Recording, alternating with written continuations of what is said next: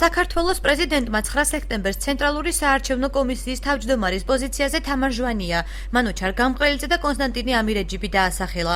ქობულეთის ნომერ 82 საოლქო საარჩევნო კომისიის ყოფილი თავმჯდომარის მანუჩარ გამყრელიძის დასახელებას უარყოფითად აფასებენ პოლიტიკურ უმრავლესობაში.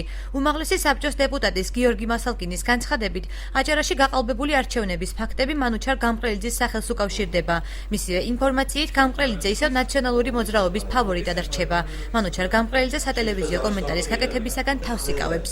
პიროვნულად ძალიან ზრდილი, ნორმალური პიროვნება, მაგრამ ამავე დროს არის პასუხისმგებელი ყველა იმ გაყალბებულ არჩევნებზე, რაც კი ჩატარებულა კონკრეტულად ბათუმში ნაციონალური მოძრაობის პერიოდში.